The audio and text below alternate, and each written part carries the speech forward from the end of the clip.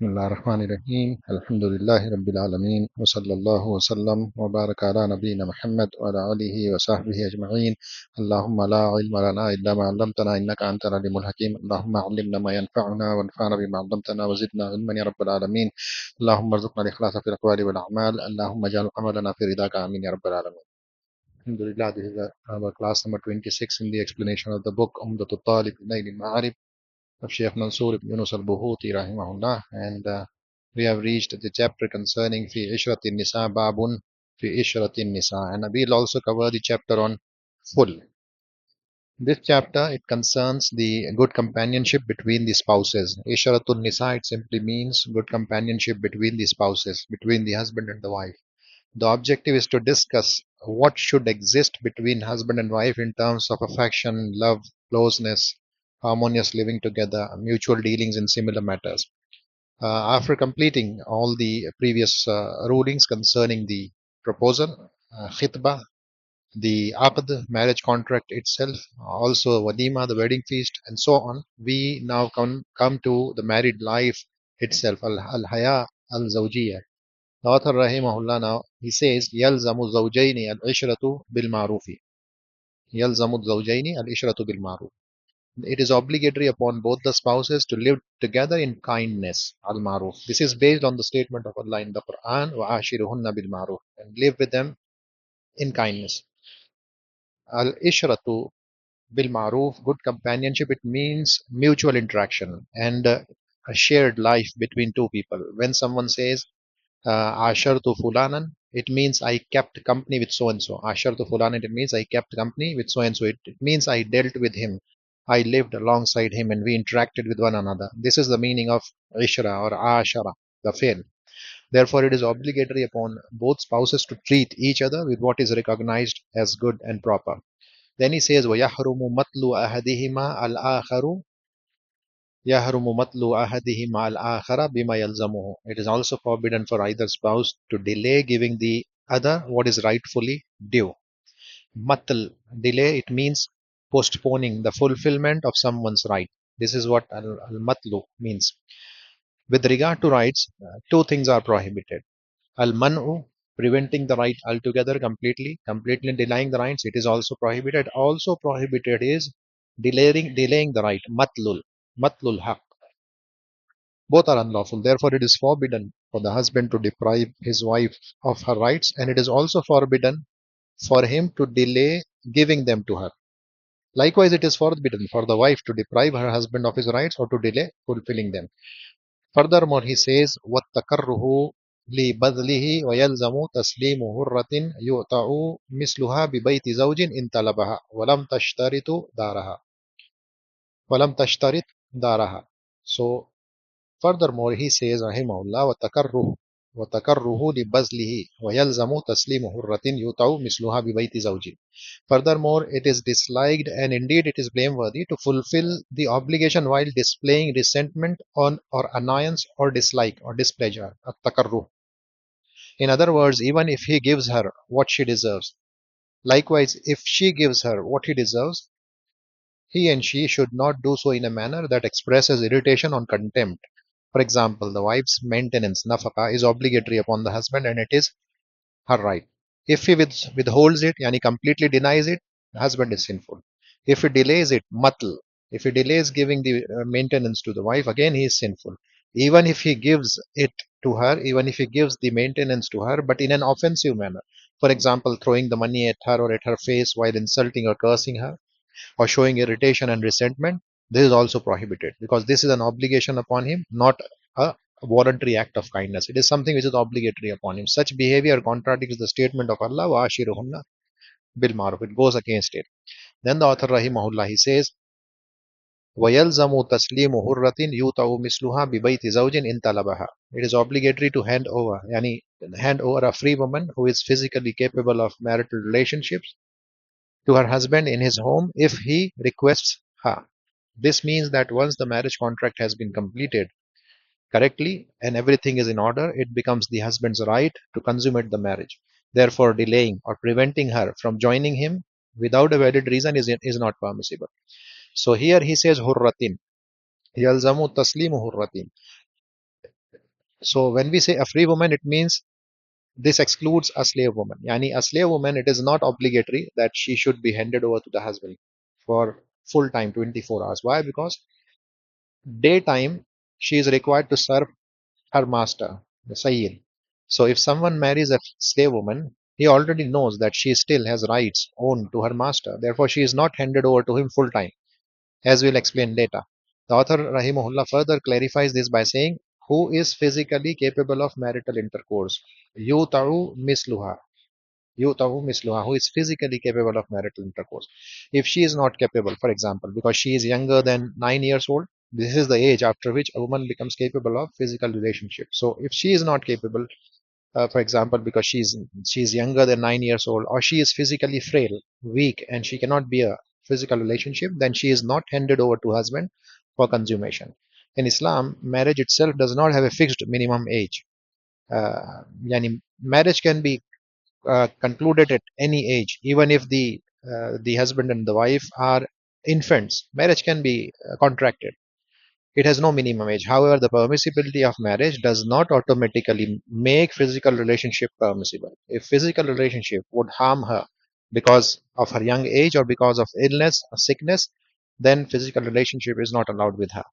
Thus, the permissibility of marriage contract does not necessarily mean that consummation is also permissible. If someone marries a young girl younger than 9 years of age, or marries a woman who has an illness that prevents her from bearing the physical relationship, then she is not required to be handed over to the husband, because doing so would expose her to harm. Then the author Rahimahullah he said, Bi baiti zawjin in talabaha, in the husband's home if he requests her. That is, she joins him in his residence at the place where husband lives. And the woman has to go to the house of the husband, not the other way around. If he asks her, then he says, Walam tashtarit daraha, unless she stipulated that she would remain in her own locality. And if at the time of marriage contract, and we talked about this fee shurut, ashurutu fin nikah, we talked about this. What are the varied conditions that a woman can place upon the husband? And amongst those conditions is she stipulating that she would remain in her own locality and she will not go to the house of husband. This is one of the varied conditions she can put. So if at the time of the marriage contract she stipulated that she would not leave her own dar and the husband accepted that condition, then he is bound by it. And the word dar, it did not simply mean a single house. Rather, in Arabic language, in the classical Arabic language, the word dar, it did not simply mean a single house. Rather, it referred to something closer to what we might today call a neighborhood or a district containing many houses. So this is when the Arabs would say dar bani fulan, dar bani so and so or bani fulan, then they would refer to a larger area than what we call today a house. So dar, it doesn't mean a single house, whether it is a very large area, it could be kind of a district or a big society or a neighborhood. So dar historically referred to a collection of homes. The homes themselves were often like individual rooms grouped together, sometimes enclosed by a wall and sometimes not. So dar bani fulan or dar bani fulan, it was a customary usage among the Arabs to imply that the members of the same tribe, the cousins, the brothers, the sisters, they would settle close to one another. Then they would call such a place as Dar Bani Fulan. So therefore, if she stipulated that she would not leave the locality of her family and he agreed to that condition, then she is not required to move elsewhere because he accepted that condition. Then the author Rahimullah he says, ويمهل مستمهل العادة لا لعمل جهاز ونحوه. A person requesting reasonable time should be granted it. Meaning, if she says, and the wife says, I agree to come to the house of husband, but give me some time, then she should be granted that time. Likewise, for the husband also. So marriage is not about coercion or force; it requires preparation. Likewise, if the husband himself requests time, for example, saying, "Wait until I prepare the home," then he too should be granted reasonable time to do it. And this period, al-adatu, this period is according to this customary practice, al-adatu, mustahmilun al-adatu. And in this period, which either of the spouses are requesting, it should be according to the customary practice. It does not mean several years. Someone cannot say, give us 5 years. 5 years, this is something which people sometimes commit mistake when they seek this much of muhla or time period in order for the wife to move to the house of husband. 5 years is not something which adatan customarily is considered to be a considerable a period which can be given consideration. So they perform the marriage contract and then they say let her finish her studies, which may take maybe 3 years, 4 years, 5 years or more. So this is something which goes against the normal custom and the proper conduct. The author Rahimullah then he says, La li amali jihazin wa nahwihi, not merely for preparing household furnishings and the like. Yani in other words, requesting delay solely because furniture or household equipment has not yet been completed is not necessarily considered a valid reason. A house can be rented temporarily until everything else is ready. Or if the husband says, I am satisfied, I do not require a wife says, for example, I am satisfied, I do not require a fully furnished home, then there is no need for the delay. The author Rahimullah then uh, said, وَتُسَلَّمُ أَمَةٌ لَيْلًا فَقَطْ وَلَهُ الْإِسْتِمْتَاعُ بِهَا مَا لَمْ يَشْغَلْهَا عَنْ وَاجِبٍ أَوْ يَضُرَّهَا. Now here he is talking about the slave woman. Earlier we talked about the hurra, free woman, that she must hand over herself to her husband at the house of husband upon uh, the request of husband. Likewise, a slave woman is handed over only at night. So if someone marries a slave woman, obviously with all those conditions which we discussed earlier, if there is a fear of anat, yani, see, he has a severe need, he does not have mahar to give to the free woman, also he does not have money to purchase a slave. When all these conditions are fulfilled, then a free man can marry a slave woman. But if someone marries a slave woman, her marriage does not remove the rights of her master.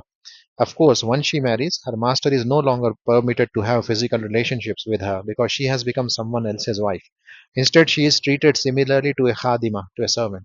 She serves her master during the daytime, while at night she goes to her husband. This is the reason the author Rahimahullah says, وَتُسَلَّمُ أَمَةٌ لَيْلًا فَقَطْ. A free slave woman will only hand herself to the husband in the night time. In the daytime, she will be busy serving her master. Then the author Rahimahullah says, وَلَهُ الْإِسْتِمْتَاعُ بِهَا مَا لَمْ يَشْغَلْهَا عَنْ وَاجِبٍ أَوْ يَضُرَّهَا. This is he is talking about in general. One of the consequences of the marriage contract is that each spouse has the right to enjoy intimacy with the other. وَلَهُ الْإِسْتِمْتَاعُ. The wording here addresses the husband because he is generally the one initiating intimacy. This is the reason pronoun ha as am, walahu. But it also means laha. It also implies laha, not only lahu. Not only he has the right of physical intimacy, even the wife has the right of physical intimacy. Walahul istimta'u, likewise, walahal istimta'u bihi. So you interchange the pronouns. Take the ha from here to here and bring this ha from here to here. So it applies both ways.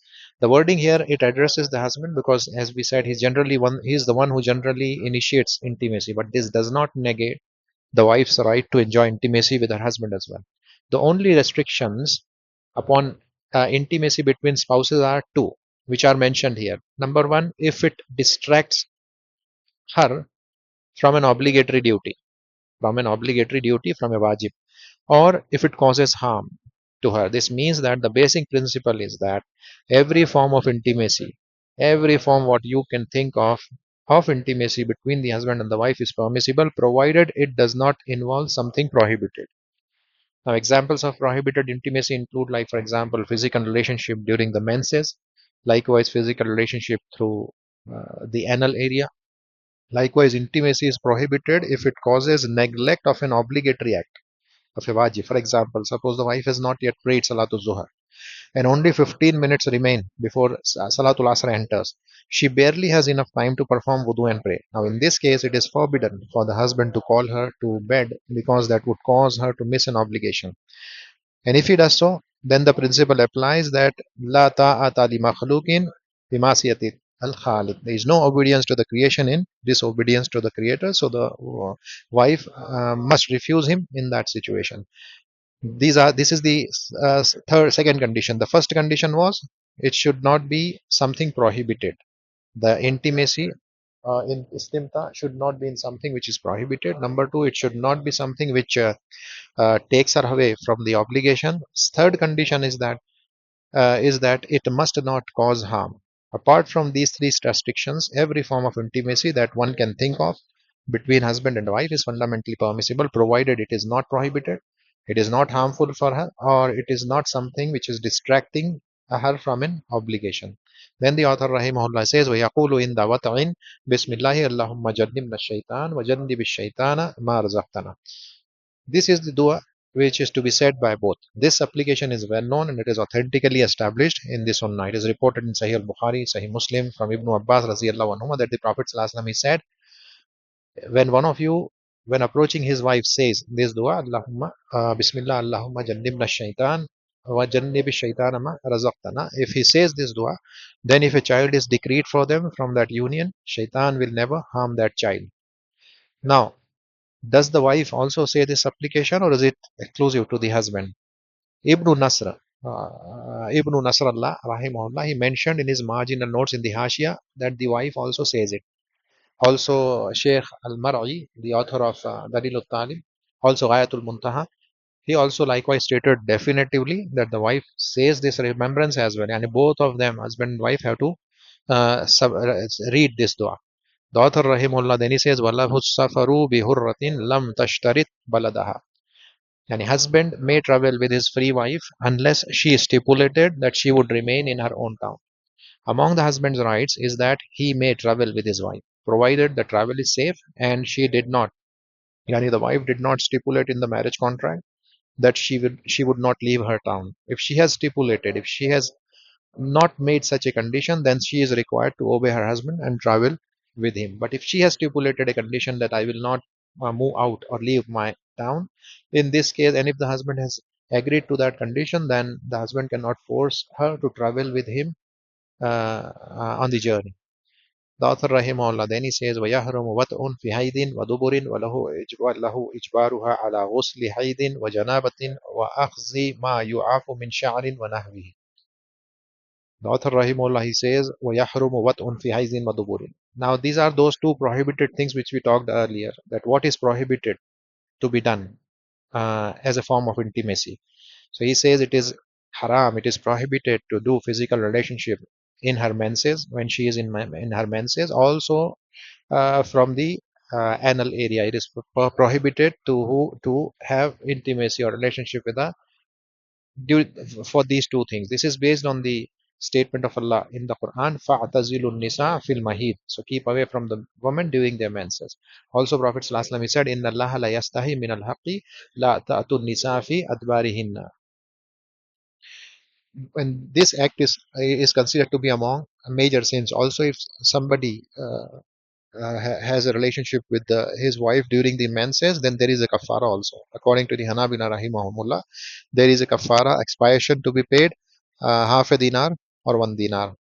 Then the author rahimahullah he says he has the right walahu ijbaruha ala ghusli haidin wa janabatin. The husband has the right to compel her to perform the ghusl after menses and also ghusl after major ritual impurity. He can force her, yani the janaba, after janaba, and to remove whatever is offensive of hair and the like. One of the rights of husband is that he may require his wife to perform the ritual bath after menses or after janaba, even if she is a non-Muslim wife living under Muslim rule. He may also require her and ask her and force her to remove anything that is offensive or repulsive in appearance or smell. And this includes, for example, excessive hair, dirt, grime, overgrown nails, and similar things. These matters they affect the completeness of marital enjoyment. They affect the completeness of istimta. Since complete istimta is one of his rights, one of the rights of husbands, he may require the removal of anything that prevents it. Likewise, the wife has also the same right over the husband. It is authentically reported from Ibn Abbas radiallahu anhu that he said, "Inni la uhibbu an atazayyana li imraati kama uhibbu an tatazayyana li." I love to beautify myself for my wife just as I love that she beautifies herself for me. So in the same way that the husband expects his wife to adorn herself for him and not have an unpleasant smell or and poor cleanliness, she likewise has the right to expect the same from the husband. Faslun.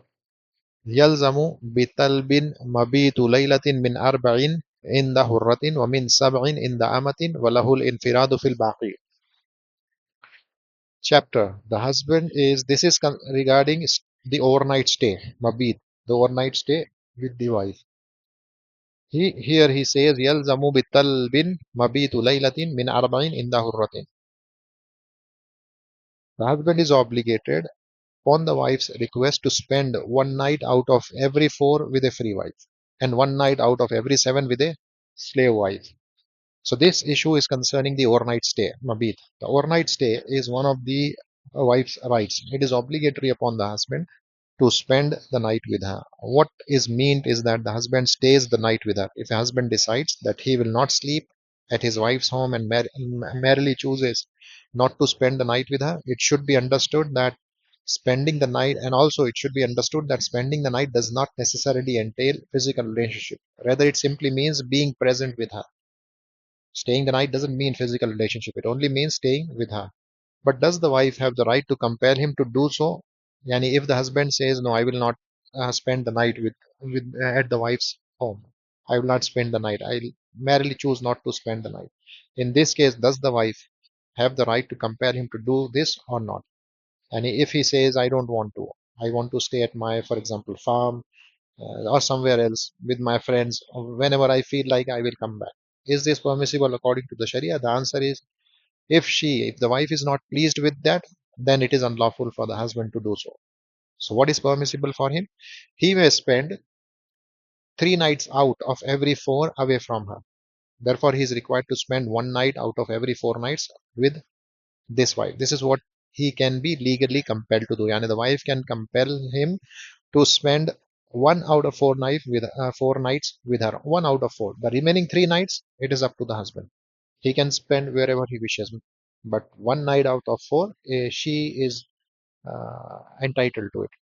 Now, here, of course, this discussion applies when there is a dispute. If she is pleased and she says to him, "You have my permission, go ahead," then that is a different matter. Then author Rahimullah says, obligatory upon request. Bitalbin. Request by whom? Who will request one night out of four? It is the wife. And if wife request and asks for this spending night with her, then it becomes obligatory upon the husband to fulfill that request. Or, for example, if she says, I am not pleased with you going away, whether that is trouble or simply saying, staying elsewhere while you are still in the same town, if she says this, then it becomes her legal right and it is obligatory upon the husband to give her one night out of every 4 nights. Why one night out of every four? Because the meaning is clear, because the husband has the right to marry up to four wives, even if she is not pleased with that. Consequently, he must divide his nights equally among them. Thus, her share would be one night out of every four. So, from this, we understand that she is not entitled to more than one night every 4 days. The author, Rahimullah, then he says, uh, Min arba'in in the hurratin, for a free wife, and he's spending one night out of 4 nights for a free wife, and one night out of every seven for a slave wife.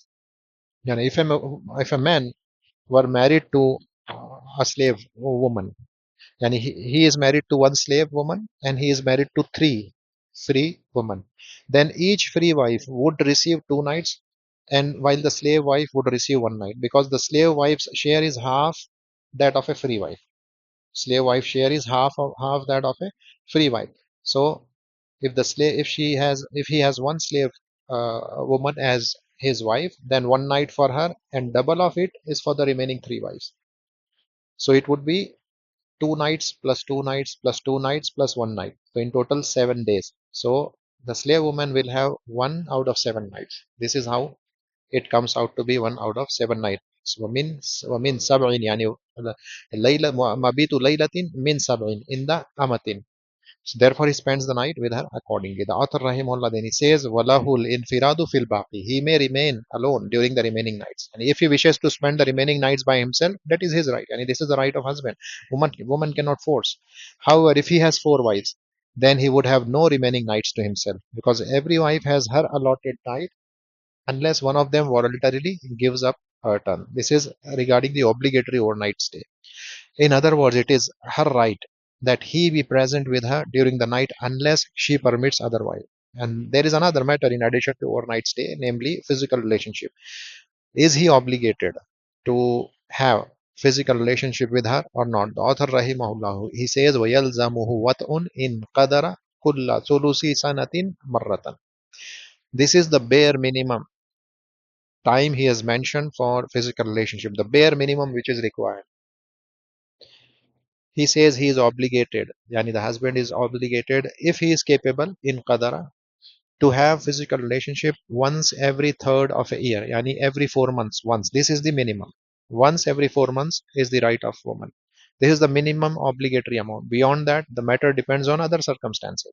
However, if the matter reaches the courts and legal judgment, then the minimum that he can be, and the minimum that husband can be compelled by the judge to fulfill is one act of physical relationship every 4 months, whether she is a free woman or a slave woman, whether she is Muslim or a dhimmi, and a non-Muslim living under Muslim rule, a dhimmi. Now, where is this period of 4 months derived from? How do we get this 4 months? It is derived from the ruling of Ila. Ila is an oath which a husband takes an oath to abstain from one's wife. This is Ila. And it is derived from the Quran. Allah says in the Quran, لِلَّذِينَ يُؤْلُونَ لِلَّذِينَ يُؤْلُونَ مِن نِسَائِهِمْ تَرَبُّصُ أَرْبَعَةِ أَشْهُرٍ. Yani for those men who swear abstinence from their wives, then there is a waiting period of 4 months. So this is the maximum limit. Allah only permitted 4 months for the one who makes an oath not to have intercourse or physical relationship with his wife. This indicates that 4 months is the maximum period during which a husband may refrain from having a relationship with his wife. Maximum 4 months. The author Rahimullah then he says, وَإِنْ سَافَرَ فَوْقَ نِصْفِهَا وَطَلَبَتْ قُدُومَهُ وَقَدَرَ لَزِمَهُ فَإِنْ أَبَى ذَلِكَ فُرِّقَ بَيْنَهُمَا بِتَلْبِهَا. Now, if the husband travels for more than half of a year, nisfuha, this ha goes back to sana, this sana. It goes back to sana, which is muannas. So this ha goes back to the sana. Yani, fauka nisfi sanatin. If the husband travels for more than half of a year, yani more than 6 months or more, then uh, watalabat, and if she requests his return, and he is capable of coming back. For example, wife says, I am not pleased with this that you travel for such a long time. I want you to come back. I do not want you to remain away. And the husband is capable of returning. That is, he is not imprisoned or not prevented from traveling for whatever reason. And also, if he is not ill, then if she requests that he return, and if he is able to do so, it becomes obligatory upon him to return. If he refuses, fa'in aba. If he refuses to return, then she has the right to seek annulment of the marriage. She has the right to get the marriage fasakh done before the judge. Why? Because the husband, neither comes to preserve her chastity, nor does he leave her free to marry someone else. This exposes her to temptation and corruption.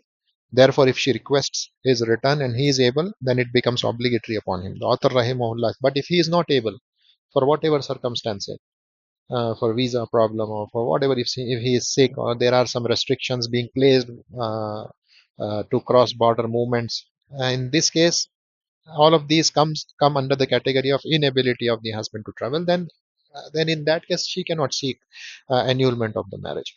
Then the author rahimahullah says, if he refuses furriqa bainahuma bitalbiha, and if the husband refuses to come back, then a separation will be made between them upon the request of wife, which means that the ruler or the judge dissolves the marriage between them. And it does not get dissolved on its own, rather, the wife has to go to the judge and she has to request for annulment of the marriage, and then only the judge will annul the marriage and dissolve the marriage. Then the author Rahimahullah says, وَيُكْرَهُ كَسْرَةُ كَلَامٍ عَلَى جِمَاعٍ وَنَزْعُهُ قَبْلَ فَرَاغِهَا. It is disliked to speak excessively during the physical relationship. This is among the etiquettes of a marital relationship. And also a narration has been reported concerning it that la tuksirul kalam in the mujami'atin nisa fa inna minhu yakunul kharasu wal fa'fa'atu. Do not speak excessively while having relationship with women, from that comes muteness and stammering. However, this narration is not authentic, but still it is not from the etiquettes of physical relationship to speak a lot during a physical relationship. Then the author Rahimahullah he says, وَنَزْعُهُ قَبْلَ فَرَاغِهَا. And also it is disliked for the man to withdraw his private part before she has finished. This is because doing so diminishes the woman's right to enjoyment, particularly since it is known that a man often reaches the climax before the woman. Therefore, if he withdraws before she has fulfilled her desire, this compromises her right to physical enjoyment. Also, another narration has also been reported from the Prophet ﷺ, ثُمَّ إِذَا قَضَى حَاجَتَهُ فَلَا يَعْجَلْهَا حَتَّى فَلَا يَعْجَلَهَا حَتَّى تَقْضِي حَاجَتَهَا. Then when he has fulfilled, yani when the man has fulfilled his need, he should not hasten her until she also has fulfilled her needs.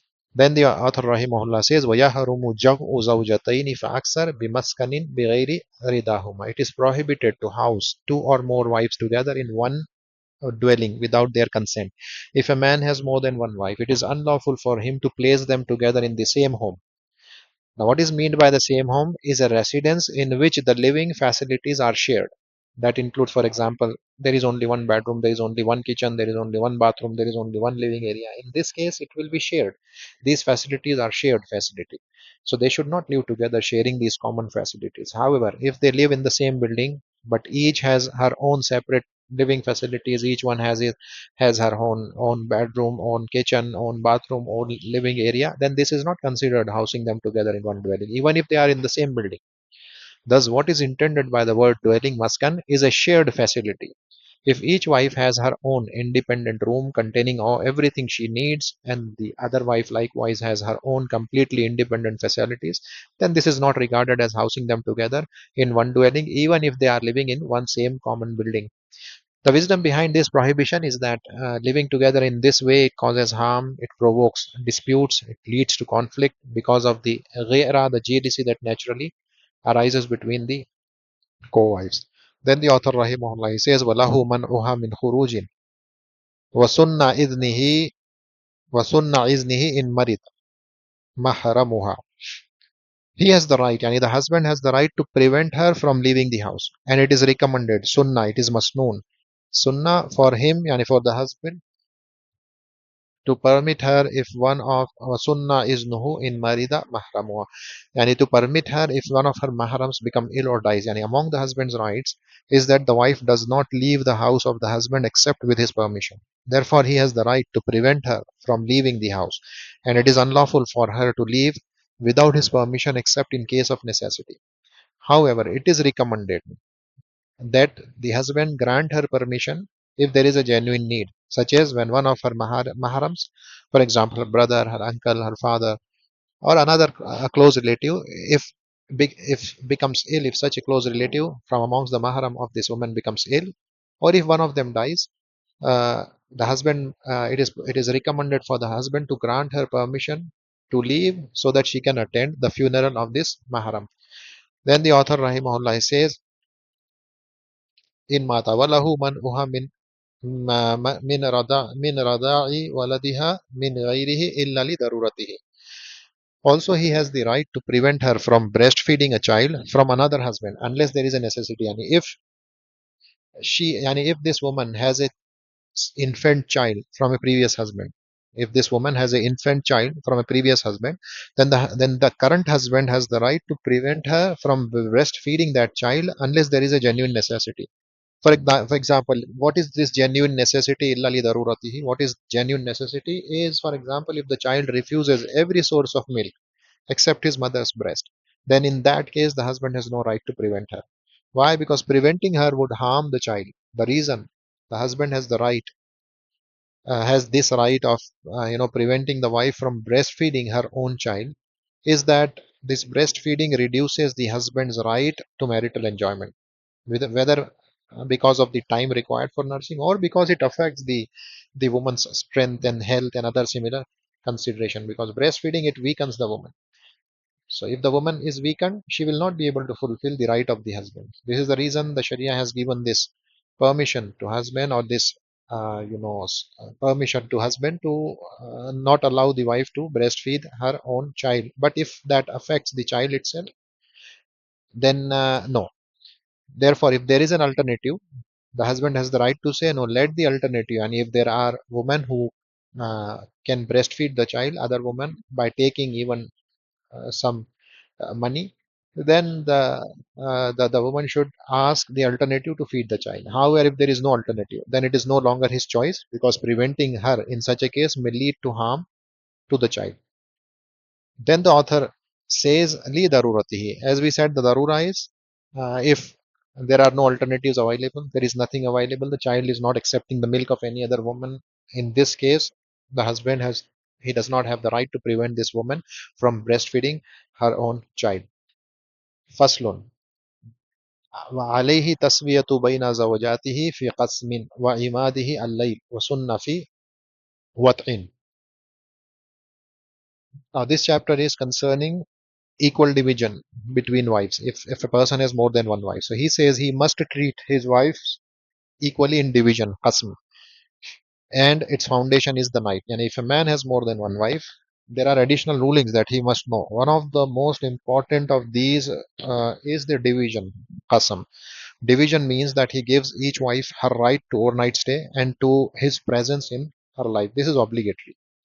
The author Rahimullah, he says he must treat his wives equally in division, and its foundation is the night. Meaning the basis of division is the night, because it is the time of overnight stay. Mabit, as we saw earlier. And the night begins in Islam from Maghrib and it lasts until Salatul Fajr. So if a person has two wives, then each wife gets one night. This is the basic ruling. Or it may be like two nights each, and he first give two nights to the first one, then gives two nights to the second one. And he and the wives, they may agree on the method of division also. It is not necessarily required to be like one night followed by one night. It may be like one night each, two nights each, 1 week each, 1 month each, and so on. But they should equally get the nights. The author Rahimahullah says its foundation is the night. And this applies to the majority of the people whose livelihood and work are during the day. But if a person's livelihood and work are at night, such as someone who works night shifts, he's a watchman or something, then the division is during the day. So when it is said that the foundation is the night, this is for the one whose livelihood, work and duty hours are during the day. The author Rahimahullah then he says, Wasunna fi wat'in, and equality in intercourse is only recommended. It is not obligatory. Meaning equality between two or more wives is obligatory with respect to overnight stay. But physical relationship itself is not obligatory, it is only sunnah. This is because the Prophet ﷺ, he said this. He said, Allahumma haza qasmi fima amliku fala talmuni fala talumni fima tamliku wala amliku. Allah, this is my division in what I control. So do not blame me for what you control and I do not control. What is meant by what he does not control is love and inclination of the heart. So, and the physical relationship is also similar in this regard. So it is recommended that he be equal between. It is recommended that he be equal between them in physical relationship also, but it is not obligatory upon the husband. Then the author he says, "Wa in safarat bila iznihi." Okay. Before that, he says, وَيَقْسِمُ لِهَائِدٍ وَمَرِيدَةٍ وَمَجْنُونَةٍ وَمَجْنُونَةٍ مَامُونَةٍ وَغَيْرِهَا. And he must divide the nights even for a menstruating wife. Menstruation does not prevent her right to division. If one of the wives is in her menses, he cannot say, since you are menstruating, you have no turn. No, rather he must still give her her turn. The same applies to a wife who is mentally unwell, but she is safe to stay with Mamuna, and she is not aggressive or she is not harmful. So she still has her right. Since he accepted marrying her, he must give her her right to overnight stay. Likewise, other wives, such as one with a physical impediment to intercourse, for example, she is ratak or fatak kind of woman. She also has, and if he has accepted her with these physical conditions, still this woman still has the right of overnight stay. Or likewise, a wife in ihram performing Hajj and others like them, he must still divide the nights for them. Then the author Rahimahullah he says, وَإِنْ سَافَرَتْ بِلَا إِذْنِهِ أَوْ لِحَاجَتِهَا أَوْ نَشَزَتْ فَلَا قَسْمَ لَهَا وَلَا نَفَقَةَ. If she travels without his permission, yani if the wife travels without the permission of husband, or if he travels with the permission of the husband, but for her own needs, أو نشزت, or she becomes rebellious, nushuz, then he has no right to division and no right to maintenance. And if she violates her marital duty, such as traveling without his permission, going out of the house without his permission, then her right to maintenance falls and her right to division also falls. If she travels for her own need, even with his permission, such as if the wife says, I want you to allow me to travel with my family and enjoy time with them. They are going out for picnic to some place, for example, some different city. I want you to allow me to travel with them. And husband says, okay, I give you permission for a week or month. Then in this case, the husband does not have to make up those nights for her. Also, the husband is not required to give the maintenance for that period because she is traveling for her own needs. If the travel is not for his need, for the need of the husband, then he does not make it up for her, neither in the division of nights nor in the maintenance. But if he travels, for example, with one of his wives, then he must make up the same number of days for the other wife. If the husband is traveling for his need with one of the wives, then he must make up equal number of days or nights for other wife. However, if she travels for her own need, even with the permission of husband, then he is not required to make it up for her. Then he says, أو نشزت فلا قسم لها ولا نفقة. Or if she becomes rebellious, nushuz, as Allah says in the Quran, وَاللَّاتِ تَخَافُونَ نُشُوزَهُنَّ وَاللَّاتِ تَخَافُونَ نُشُوزَهُنَّ.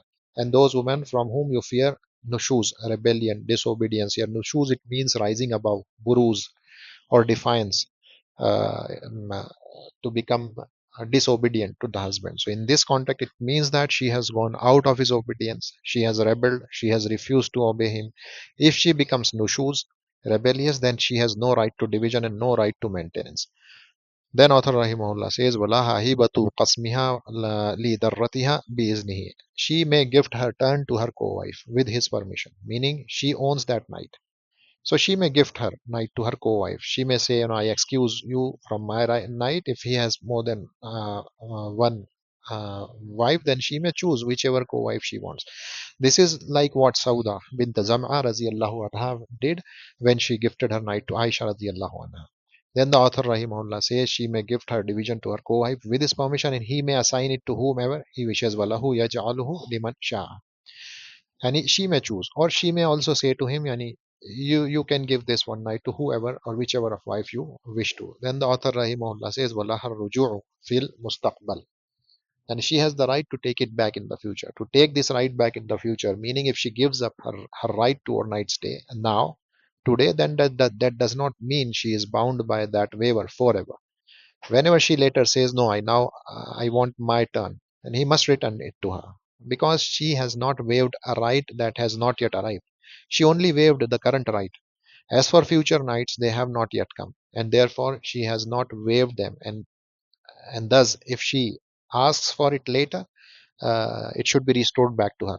So he cannot say, and the husband cannot say to the wife, but you already told me that it was fine and you are giving or gifting your turn to someone else. So the answer is yes. She will say that yes, she told him it was fine, but that does not mean she is bound by it forever. Rather, she has the right to return to her original right, and the division is started once again. Then the author rahimahullah he says, "Wala qasma li sarairihi wa ummahati awladihi." There is no division for his concubines, sarair, slaves, or the mothers of or ummahatul walad. We talked about ummahatul walad earlier. She is a slave woman who bears child for her master. Then she becomes Ummul Walad. Likewise, Sarair, they are concubines, pure slaves. So female slaves owned by the men do not have an obligatory right to division because they are not wives. They are only slaves, so they don't deserve division in nights. The author Rahimullah he says, وَمَنْ تَزَوَّجَ بِكْرًا أَقَامَ عِنْدَهَا سَبْعًا ثُمَّ دَارَ وَثَيِّبًا ثَلَاثًا ثُمَّ إِنْ أَحَبَّتْ لَا هُوَ فَعَلَ وَقَدَ السَّبْعُ لِلْبَوَاقِي. Whoever marries a virgin girl or woman stays with her for 7 days and then resumes the division. And whoever marries with a previously married woman, then 3 days she has to stay with her. Then, if she wishes, he may do so, but he must make up seven for the remaining wives. Now, if a man already has one or more wives and then marries another wife, whether a second or a third or a fourth, then because she is a new wife, he does not begin the regular division immediately. So, how many days does he give her? If she is bikr, she is given 7 days obligatorily. It is upon wujub. After that, he begins the regular division. It is her right to receive 7 days. Then he starts dividing among all the wives after those 7 days. But what if she is previously married? If she is not bikr, but if she is previously married, she is given 3 days. So if she wants 7 days, he may give her seven. This is why he said, "Summa in ahabbat la huwa fa'ala la huwa fa'ala wa qada sab lil bawaqi." So he says if she wants 7 days, yani, he may give her seven. It is okay. Yani, the one who is previously married, for her there are 3 days. For Sayyiban there are 3 days. But if she says no, I want 7 days, okay, he can give 7 days. But in that case, he must make up the extra 4 days for the other wives. He must make up for extra 4 days for the other wives. This is based on the hadith of the Prophet ﷺ when he married Salama raziyallahu anhu. Anha, he said, "In shiti sabbatu laki wa qadaitu li nisai." And if you wish, I'll stay with you for seven, and I'll then make it up for the others. Uh, then he says,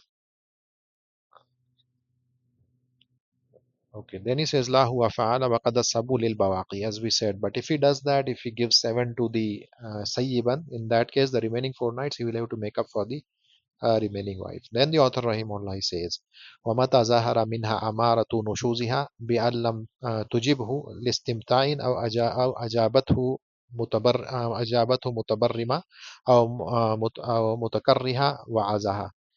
Now here the author Rahimullah is talking about how to deal with a wife who has become nushuz or nashis, who has become nashis. So he says when the signs of nushuz, rebellion, they appear from her, such as if she does not respond to his call for intimacy, or she responds while annoyed or unwilling, then what is to be done?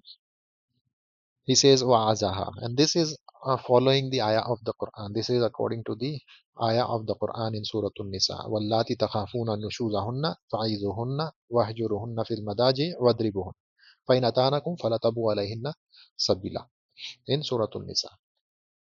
So if signs of rebellion appear from her, such as disobedience, not obeying his instruction, leaving the house without his permission, or not responding to his call for intimacy when he calls her to the bed, or responding while annoyed or burdened or reluctant or unwilling, then in this case he admonishes her. Wa'azaha. Admonishing means that he reminds her of Allah, causes her to fear Allah, and says, Ittaqillah, hadha la yajuz, this is not permissible, and so on. But still, if she persists, then he abandons her. Fa'izuhunna wahjuruhunna. Admonish them and then abandon them. Abandonment is of two types. Abandonment in speech, meaning he does not speak to her at all, and abandonment in the bed. So if she persists, he abandons her in the sleeping place.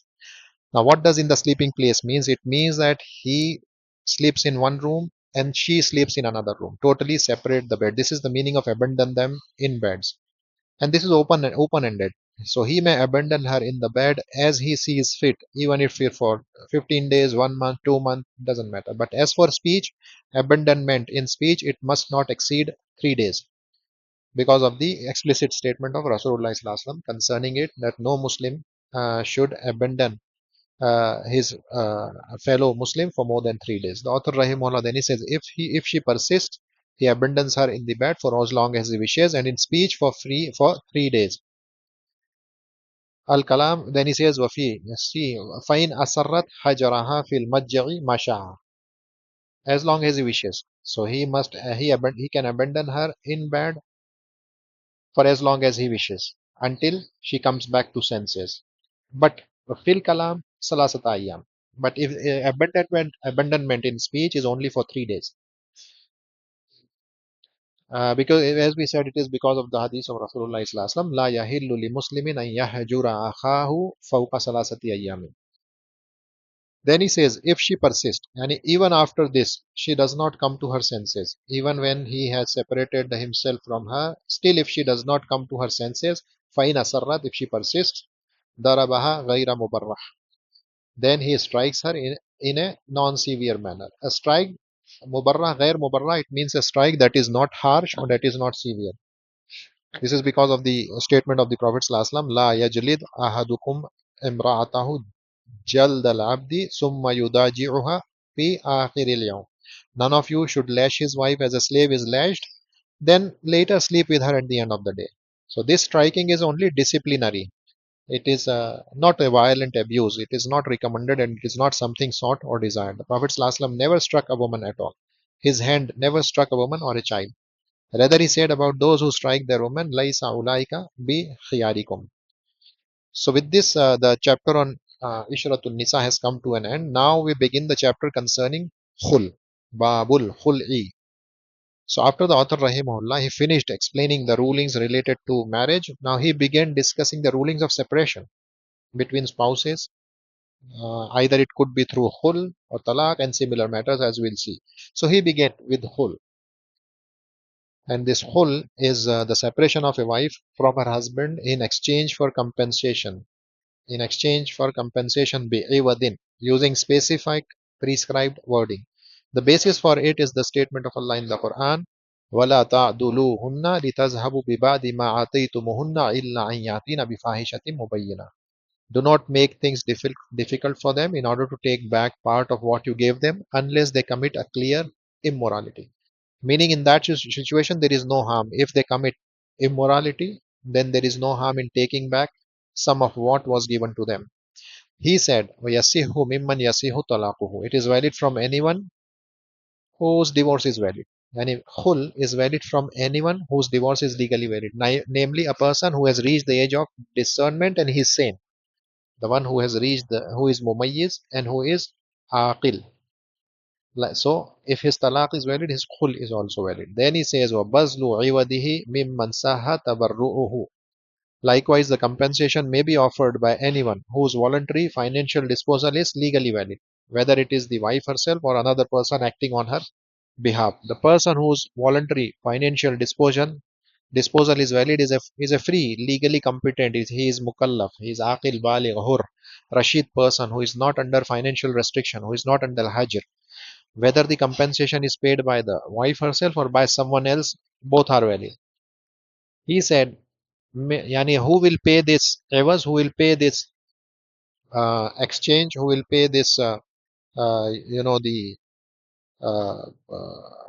money, who will pay it? Either the wife can pay or anyone else can pay for the wife, provided that this person is someone who is not under Hajr and who is legally competent, who is free.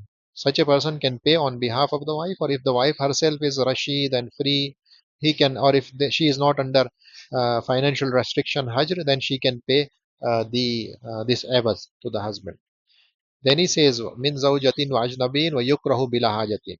So this avas compensation can either be paid by the wife herself or by a stranger. A stranger can also pay on behalf of the wife, it doesn't matter. وَيُكْرَهُ بِلَا حَاجَةٍ. Yani khul is disliked when there is no genuine need or there is no justification, such as when the spouses are living harmoniously and treating each other properly. In this situation, if the wife seeks khul, then it is impermissible, it is disliked. يُكْرَهُ بِلَا حَاجَةٍ. This is how the statement of the Prophet ﷺ is understood when he says, Innal mukhtali'ati hunna al munafiqat. Indeed, the women who seek khul without need are the hypocrites, they are munafiqat. Yani those who seek khul without any legitimate need. Al-mukhtali'ati. Mukhtali'at, it is from khul. The woman seeking khula without a need. Then he says, Rasulullah sallallahu alaihi wasallam also said that ayyum mamra'atin sa'alat zawjaha at-talaqa min ghairi ma ba'sin faharamun alayha ra'ihatu al-jannati. Faharamun alayha ra'ihatu al-jannati. For any woman who seeks her husband for a divorce without any valid reason will be, and this woman will be forbidden from even smelling the fragrance of paradise. And the fragrance of paradise, the smell of paradise, it comes at a distance of 500 years of journey, and she will be forbidden for even smelling that. So if she asks for divorce without any legitimate cause, then she will be forbidden from smelling the fragrance of paradise. He then said, وَيَهْرُمْ إِنْ عَدَلَهَا ظُلْمًا لِتَفْتَدِي. It is prohibited for him to mistreat her unjustly. Adl here it means to mistreat her. Adalaha yani to mistreat her. It means that the husband harms her, makes her life difficult for her, and puts her under pressure. All of it is impermissible, it is prohibited. For example, a husband no longer wants his wife, but at the same time, he wants to recover the money he gave her. Out of baseness of character, he pressures her until she feels compelled to seek khul herself, saying, okay, fine, I'll return the mahar to you, just let me go. I will give you the mahar back. I will give money. Just grant me khul. And then the husband agrees. This is a despicable act, and it is, in fact, it is prohibited. This is why the author Rahimahullah says, وَيَهْرُمُ إِنْ عَادَلَهَا ظُلْمًا لِتَفْتَدِي. Yani the husband should not mistreat her unjustly so that she herself seeks khul so that he gets some money out of her. This is something which is haram, it's prohibited. So, when is it permissible for him to do this? In what situation it is permissible for the husband to mistreat this woman so that she herself seeks khul and pays money to him? He says, La in zanat aw nashazat aw tarakat fardan. In these situations, unless this woman commits a clear immorality, if she has committed a clear act of indecency, illa an yatina bifahishatin mubayyana, except if she comes up with a clear immorality. In this case, the husband can mistreat her. Therefore, he says, unless she commits adultery in zanat, aw nashazat, or she is guilty of nushuz, marital rebellion and disobedience, or if she tarakat fardan, if she abandons an obligatory duty. In all these situations, if the husband forces her to seek khul, then yani in these situations when she has committed zina or billah, or if she has committed nushuz, she has become disobedient to the husband, or if she has abandoned any obligatory right. In these situations, if the husband gives her talaq, he would ordinarily not recover and he will not get the mahar back from her. However, if she commits such acts of immorality, or if she is guilty of nushuz, or if she abandons an obligatory duty, and if instead of giving divorce, if the husband pressures her until she seeks khul from him, then this is something which is permissible for the husband. Why? Because she has already committed excess by committing fornication, adultery, or by committing an act of nushuz, or by abandoning an obligatory duty. She already has crossed her limits, and thus the husband has the is it is permissible for him to pressurize her so that she herself seeks khul and gives the money in compensation. This is the what this woman deserves. He then said, وَإِن بَذَلَتْهُ وَإِن بَذَلَتْهُ أَمَةٌ بِلَا إِذْنِ سَيِّدٍ أو محجور عليها لم يسي. Yani if a slave woman offers the compensation, yani the khul compensation, without the permission of her master. Likewise, if a mahjurun alayha, yani if a woman who is placed under legal financial restriction, hajar, if she offers the compensation to the husband, then it is invalid. Then this khul will be invalid. The slave woman does not own wealth independently. Therefore, if she offers compensation without her master's permission, it is invalid. Likewise, if the woman who is under financial restriction, hajr, yani she is legally prohibited from managing her own wealth for whatever reason, we studied the about the hajr in the Kitab al Buyu. In both these cases, the compensation is invalid, and there will not be any khul. A person under and such a person who is either under financial restriction, hajr, or if such a person is slave, then they do not own any money because they are under financial restriction. So, in such a case, whether that person is a minor or an insane person or a slave or someone who is under hajr, such a person has no right to enter into khul involving financial compensation because they are unable to lawfully dispose of the money. Therefore, if that occurs, if at all a slave woman offers compensation to her husband without the permission of her master, likewise a mahjur alayha, a woman under financial restriction, a woman under hajr, if she offers her husband compensation, then such a compensation is not valid. If at all this khul occurs, yaqau raj'iyan bilafzi talaqin aw niyatihi. If at all she does that, if at all the husband and the wife they agree on this despite these qualities or descriptions, yaqau raj'iyan. This khul is invalid and it is not khul. It will not be considered khul because there is no compensation. Rather, it will be a divorce. It will be considered a raj'i divorce, a revocable divorce. Talaq raj'i. It will be treated as a raj'i talaq with the wordings of talaq or with the intention of talaq. With the either with the wordings of talaq or with the intention of talaq, it will be considered a raj'i, revocable divorce. Then he says, وَهُوَ طَلَاقٌ يعني huwa is going back to al-khul'u. Al-khul'u talaqun ba'inun ma lam yaqa bi lafzin sarihin fihi. Khul is an irrevocable divorce. Khul is an irrevocable divorce, talaq ba'in, meaning there is no revocable waiting period. Yani it is not permissible for the husband to do ruju in the idda period. Once khul takes place, now this woman will complete the idda, and then if at all the husband wants to marry her, she has to marry with he has to marry with a new marriage contract. He cannot just do ruju from this khul. There is no ruju in the khul. So there is no revocable waiting period during which the husband may simply take her back. As soon as khul occurs, the separation becomes an irrevocable separation. It is known as bainuna sughra. Although the couple may remarry later with a new marriage contract, but husband cannot simply take her back, simply just as he do in case of a raj'i talaq. In this case, he cannot do that. Once khul occurs, khalas. Now, if they want, they can only enter into, they can become husband and wife only after a new marriage contract. He then says, "Ma lam yaqa bi lafzin sarihin fi," unless it is carried out using explicit wording relating to khul. Now, it means that the wordings of khul are either explicit or they are implicit. The explicit wording for khul includes expressions such as khalatu, fasakhtu, fadaitu. Khalatu, fasakhtu, fadaitu bila niyati talaqin. Fayakunu fasakhan la yanqudu bihi adadut talaq. These are the explicit wordings of khul. For example, he says khalatuki, I have granted you khul, or he says fasakhtu, I have annulled fasakhtu nikaha, or I have ransomed fadaitu. These are the yani clear wordings. Provided that there is yani with these wordings, if he uses, if the husband uses these wordings, provided there is no intention of talaq while saying these wordings.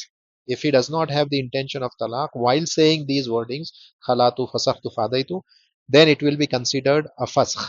Will be considered an annulment of the marriage. If these words are used in this manner, then the separation is considered an annulment rather than a divorce. It will not be considered divorce, it will be annulment fasakh of the marriage.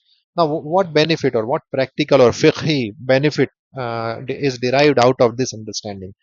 The difference concerns the number of divorces. If it is a fasakh, if it is regarded as a fasakh or annulment, it does not reduce the husband's three available divorces.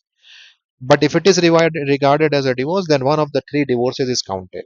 This is the difference. This is the reason he says if there is no niyyah of talaq when the husband says these words, then it will be a fuss and it will not reduce the number of divorces. Then the count of three divorces will remain as it is with the husband. Which means if this husband were to marry this woman once again in future, he will have exactly three pronouncements of the divorce. He therefore said, لا يقع بمعتدة منه طلاق ولو وجهت به ولا يصح شرط رجعة فيه ولا يقع بمعتدة منه طلاق. Khul is an irrevocable divorce. Okay, then he says this is an annulment that does not reduce the number of divorces. Then he says no divorce can occur upon a mu'tadda. لا يقع بمعتدة منه لا يقع بمعتدة منه طلاق ولو وجهت به. No divorce can occur upon a woman observing the waiting period after khul, even if divorce is directed to her. Yani, a husband, khula occurs, the khul, it occurs between the husband and the wife. The wife requested khul, and the husband says, khalatuki. Husband says, khalatuki, which means khula occurred. The moment khula occurred, as we said, khula it is talaq bain. So the moment he said khalatuki, they are no longer husband and wife now. Because this is bainuna sughra. It is bainuna sughra. It is a separation.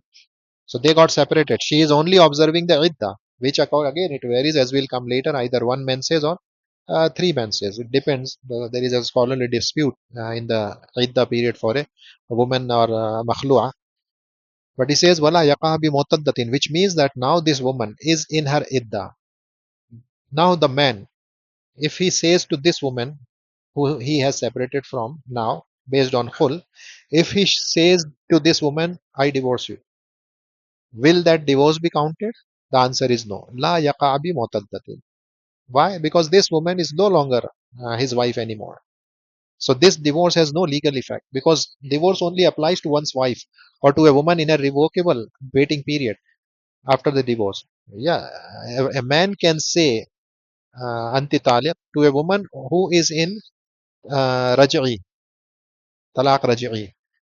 He can say to her, you are divorced again in the talaq, in the raj'i, idda raj'iyya, in the raj'i waiting period or revocable waiting period after divorce. He can say, but not to a woman who he has separated from based on khul, because with khul she has entered into bainuna sughra. She is no longer his wife. Since she is neither his wife nor she is in a revocable waiting period, this divorce does not take effect. It is lagw. This statement of his has no legal weight. Wala yasihu shartu raj'iyatin fihi. Likewise, it is not valid to stipulate a right of return in khul, and it is invalid to stipulate an option to revoke the agreement, because as we said, it is talaq bain. There is no return period, and the husband just cannot say I revoke the this agreement and I take you back. No, it is impermissible. Then he says, وَإِنْ خَالَعَهَا بِالْعِوَدٍ أَوْ بِمُحَرَّمٍ وَقَعَ رَجْعِيًّا بِلَفْظِ طَلَاقٍ أَوْ نِيَتِهِ. If he performs khul without compensation, if there is khul but there is no compensation, or with a unlawful compensation, then if it is pronounced using the wording of talaq or with the intention of talaq, it becomes a revocable divorce. If khul occurs without compensation, biduni evils, or with unlawful compensation, then the unlawful compensation is treated as though no compensation exists. For example, if the woman says, okay, the evers, the compensation is 100 liters of wine or 100 kgs of pork, then it is something which is muharram.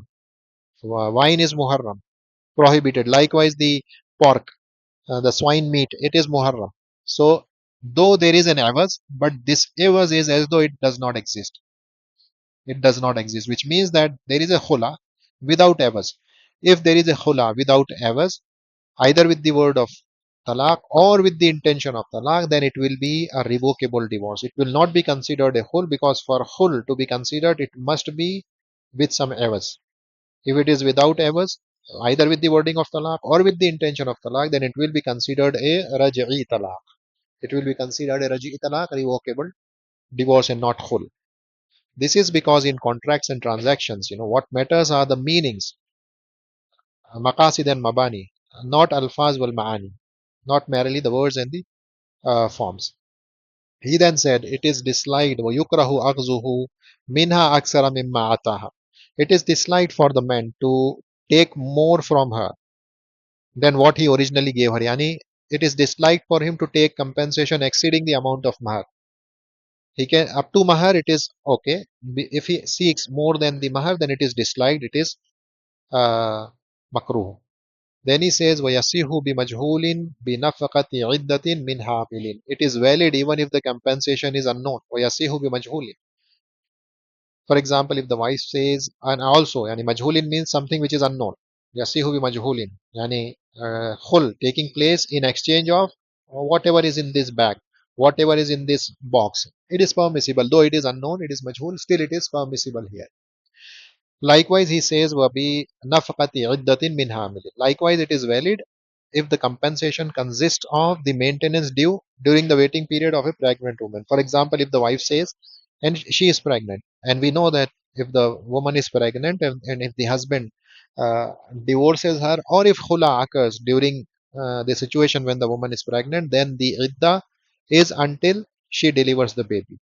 This is the idda, and the husband is obligated to pay for the maintenance of the woman as well as the child who is in the womb of the mother for until she delivers the baby. Yani this maintenance is upon the husband. For example, if such a woman says, I waive my right to maintenance during my waiting period in exchange for khul, yani she is making this period as an avas, then this is permissible. This is permissible. Then he says, وَإِنْ قَالَ إِنْ أَعْطَيْتَنِي أَلْفًا فَأَنْتِ طَالِقٌ talaqat bizalik. Yani if the husband says, now these are some situations. He says, if the husband says, if you in ataitani, if you give me 1,000, 1,000 dinar or $1,000 or whatever. If you give me 1,000, fanti tali, and then you are divorced. And she gives it to him. Then she becomes divorced by that, even if the payment is delayed. Walau mutarakhiyan. Meaning, if the husband says, if you give me 1,000, then you are divorced, and she later pays him, then the revocable divorce takes place. Revocable divorce it takes effect even if the payment is made after some delay. This will be considered a revocable divorce.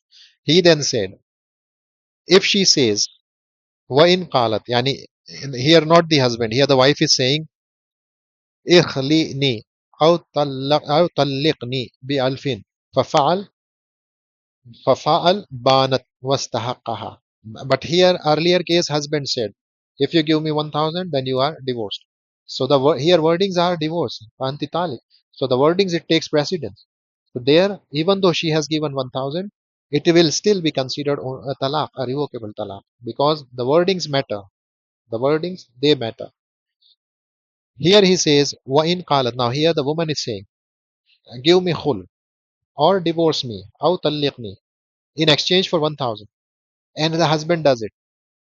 He agrees and he does it. Banat. Here she will be in bainuna sughra. He will be in bainuna sughra. He does so. She becomes irrevocably separated. Banat yani bainuna sughra. Wastahaqqaha, and she will be entitled to, and he becomes entitled to the payment. Istahaqqaha, and he becomes entitled to her this alfin. He becomes entitled to this 1,000. Likewise, if she says watalliqni wahidatan bi alfin fatallaqaha salasan istahaqqahu la aksahu. Again, if the wife says, once, divorce me once, yani one time for 1,000. Yani I will pay you 1,000 if you divorce me one time. And the husband divorces her three times.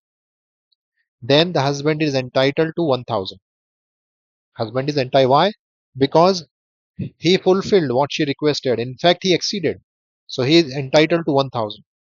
La aksahu, not the opposite. How the opposite is not true. Yani if she says, divorce me three times for 1,000, and the husband divorces her only once, then the husband is not entitled to anything because he did not fulfill what she requested. Illa Allah yabqa ghayruha. Except there is only one exception.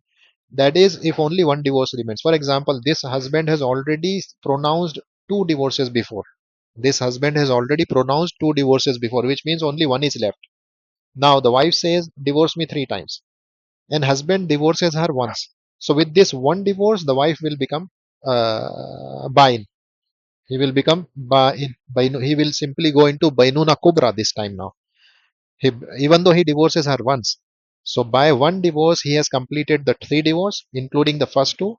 In this case, since he has fulfilled what she intended, he is entitled to the payment. This is what it means. Then he says, وَلَيْسَ لِأَبٍ خَلْءُ زَوْجَةِ ابْنِهِ الصَّغِيرِ زوجة ابنه الصغير ولا طلاقها ولا خل ابنته الصغيرة بشيء من مالها. The father has no authority to perform khul on behalf of his minor son's wife, زوجة ابنه الصغير, nor to divorce her. And this is based on the statement of the Prophet ﷺ when he says, إِنَّمَا الطَّلَاقُ لِمَنْ أَخَذَ بِالسَّاقِ. Divorce belongs only to the one who has taken hold of the leg, meaning the husband alone possesses the authority to divorce, not his father. Likewise, the father has no authority to arrange khul on behalf of his minor daughter using her wealth. Father cannot do that. Likewise, he said, وَلَا يُسْقَطُ خُلْءٌ كَغَيْرِهِ شَيْئًا مِنَ الْحُقُوقِ. Khul, like divorce or death, does not cancel any of the financial rights between the spouses, which means that khul does not eliminate any existing rights owed between the spouses. It does not eliminate any existing rights between the spouses, which are owned between the spouses. He then says, وَتَعُودُ الصِّفَةُ فِي عِتْقٍ وَطَلَاقٍ. The condition attached to emancipation or divorce returns. What does it mean? It means that if a person makes the emancipation of a slave or divorce of his wife conditional upon an event, such as he says, if you enter the house, he says to his wife, if you enter such a such house, or if you visit such a such person's house, then you are divorced. Then afterwards, he separates from his wife completely by means of khul. A khul occurred between them, for example. So now they are no longer husband and wife. Or for example, he sells the slave. So this slave does not belong to him anymore. He sold it to someone else. And later the condition occurs during the period of separation, or it does not occur until after he remarries the wife. Okay. So he separated from the wife. He said to the wife, if you enter the house of such and such person, then you are divorced. Then something happened and he, for example, divorces the wife, not because of fulfillment of the condition, but for some other reason he divorces the wife, which means now he has separated from his wife. This wife and this woman, this man, they are no longer husband and wife. Likewise, he sold his slave. For example, he said to his slave, if you enter the house of such and such person, then you are free. But then after saying this statement, he sells the slave to someone else. After say 5 years, 10 years, he again remarries the same woman. He again remarries the same woman. Or he purchases the same slave after 10 years, for example. And after remarrying that woman, or after purchasing that slave, the original condition becomes effective once again. This is what it means. Al amru yufidu at takrar. Al amru yufidu at takrar. The same condition will apply again. Yani it means that after 10 years, this man has married that woman. And if this woman then, after 10 years, if he enters the house of that person, which this person made conditional 10 years ago, if she does this now after 10 years, this condition will have an effect on it, which means this wife will be divorced immediately. If the wife later enters the house of that person after remarrying him, even after 10 years, then she will be divorced. She will become divorced. The reason is that such a conditional oath does not cease until the condition is fulfilled. And once you have made something conditional, you cannot say that now it is done. Khalas. No, this condition will remain into effect. This conditional oath, it does not cease until the condition is fulfilled in a manner that would result in its legal consequences. So the woman will be divorced. And this will happen. This is what it means. ولا يسقط خلء بغيره شيئا من الحقوق وتعود الصفة في عتق وطلاق. So we end here, and in the next class we are going to begin Kitabut Talaq, inshallah. Subhanakallahumma wa bihamdika ashhadu an la ilaha illa anta astaghfiruka wa atubu ilaik. Assalamu alaikum.